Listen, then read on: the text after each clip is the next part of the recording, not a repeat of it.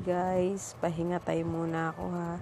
So hindi muna ako makakapag-upload ng ilang araw kasi meron ako ngayon chicken pox. Ayan guys.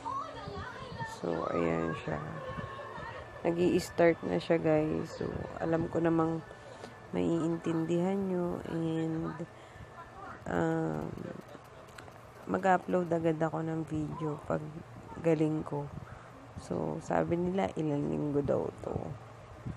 Tapos, may mga something. Meron na mga ano-ano dyan.